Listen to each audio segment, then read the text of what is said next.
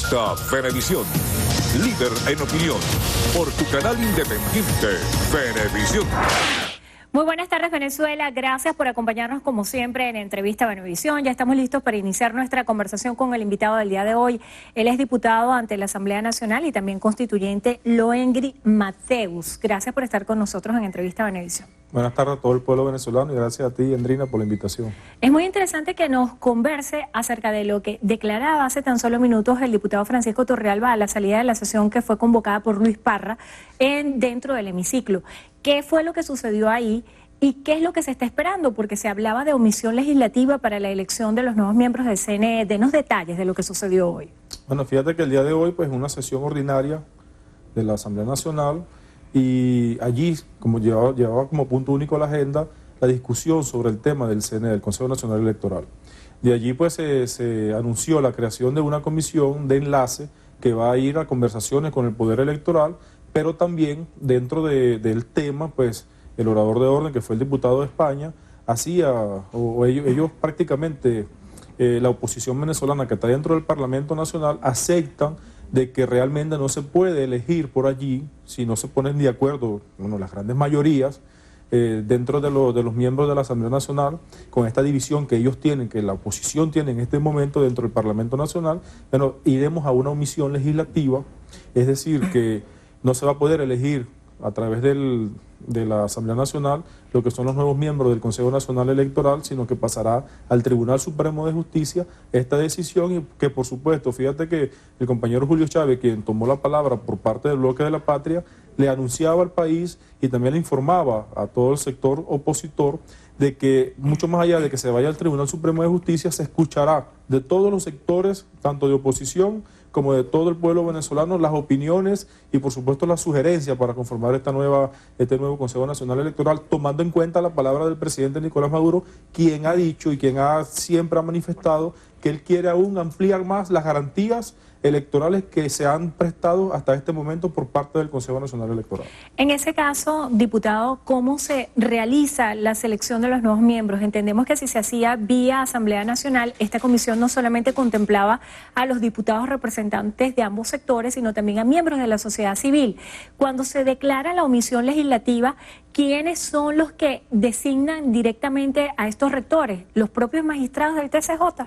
Mira, los magistrados pasan a ser prácticamente la parte rectoral, pero realmente se va a oír igualmente la posición tanto de la oposición, como lo acabo de decir, como de los diferentes sectores de la vida pública nacional. En este sentido, nosotros también podemos decir de que desde el año 2002 para acá, los rectores del Consejo Nacional Electoral se han venido eligiendo a través del Tribunal Supremo de Justicia, porque para hacerlo desde la Asamblea Nacional se necesitan las 2/3 partes, es decir, de los 167 miembros del cuerpo legislativo se necesitan por lo menos 112, que en estos momentos, y tampoco se ha contado durante los antiguos periodos que ha tenido la Asamblea Nacional, con esa cantidad de diputados y diputadas, es decir, las 2/3 partes, y en estos momentos pues mucho menos se cuenta con esa cantidad, y por ello es que tanto la oposición, que está ahorita en estos momentos en la nueva Junta Directiva de la Asamblea Nacional, como desde el Bloque de la Patria, entendemos de que debe ir como una omisión legislativa directamente al TCJ y desde allí se debe nombrar la nueva Junta Directiva del Consejo Nacional Electoral. Mateus, pero a partir de ese momento va a venir otra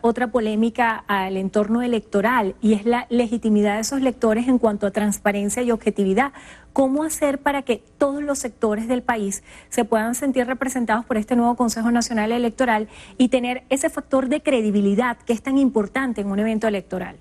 Bueno, fíjate, primero que nada que el Consejo Nacional Electoral, hay que recalcar esto, el Consejo Nacional Electoral que está allí cumpliendo sus funciones, es decir, estos rectores que tenemos actualmente, siempre han tenido su credibilidad. Aquí la oposición ha venido malponiendo el Consejo Nacional Electoral, es decir, al Poder Electoral, pero hay que recordar que en el año 2015, cuando ganó la mayoría opositora, la Asamblea Nacional, fue con este mismo Consejo Nacional Electoral que hoy día tenemos allí.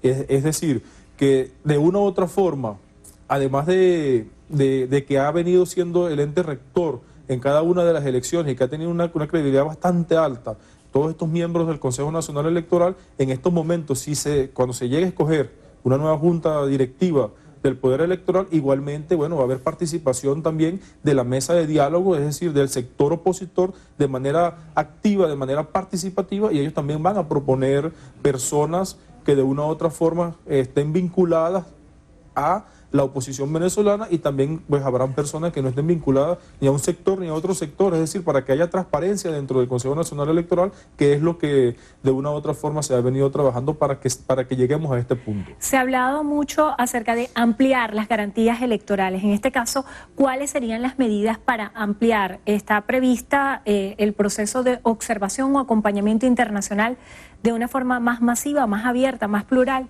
Bueno, mira, el presidente Nicolás Maduro ha sido claro.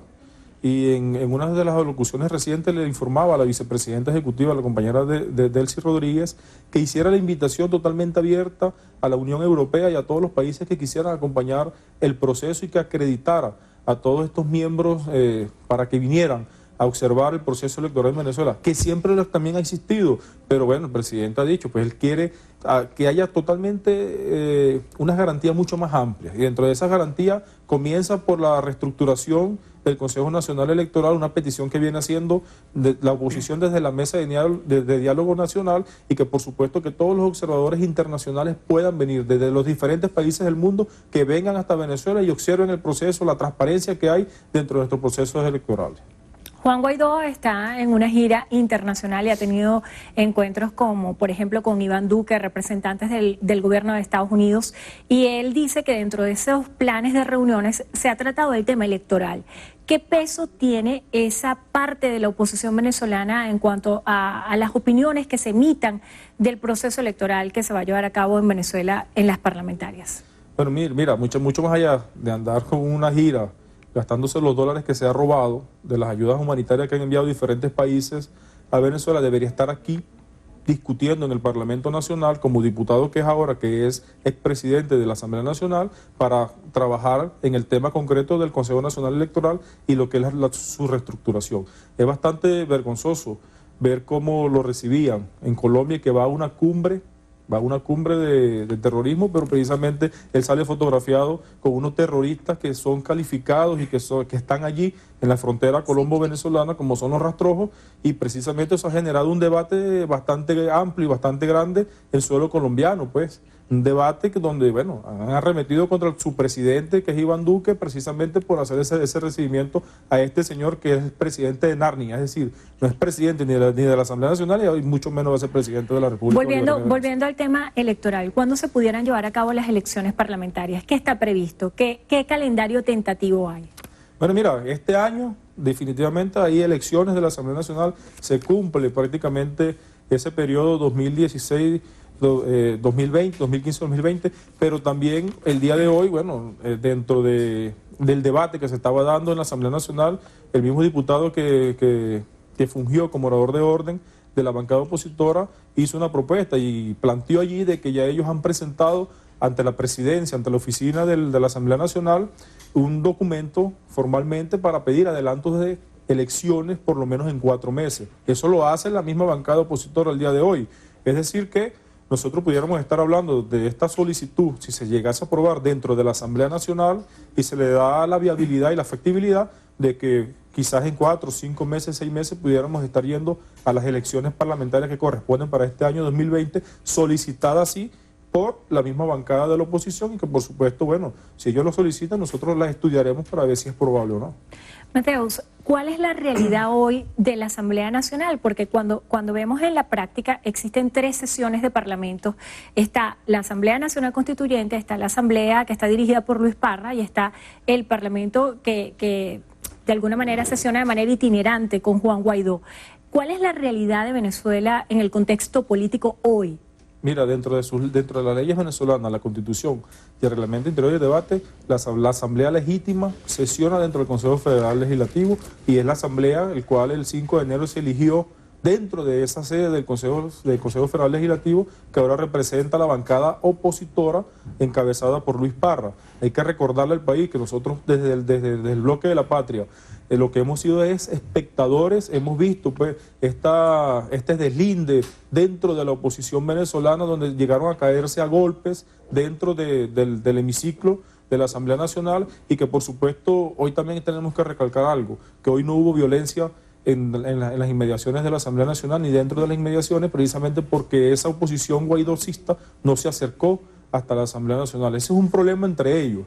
entre la misma oposición. Han querido hacer ver de que es un problema del PSUV. No, nosotros estamos tranquilos, nosotros allí somos espectadores, nada más eso. Y por supuesto estamos en la Asamblea Nacional Constituyente, en la voz de su presidente, el camarada Diosdado Cabello, ha dicho que está muy vigilante, pues, porque es algo bochornoso ver que desde la Asamblea Nacional se estén cayendo a golpe y haya aquella revuelta tan desagradable para el mundo. Es decir, el poder legislativo de Venezuela esté precisamente en estos dimes y diretes. Ahora bien, yo te pudiera decir también de que esta asamblea itinerante carece totalmente de validez, porque dentro del artículo 1 de lo que es el reglamento de Interior y Debate dice que la sede para legislar es el edificio federal legislativo, y que si la asamblea decidiera salir a otro espacio a legislar, bueno, se tendría que hacer con 2 días por lo menos de anticipación y aprobado por todos los miembros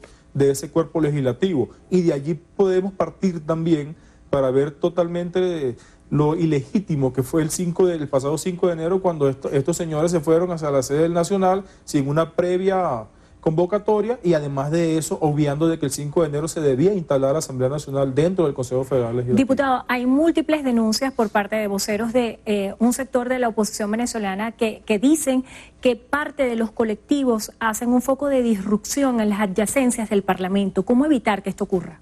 Mira, esa forma parte del show de la oposición, de esta oposición guaidocista.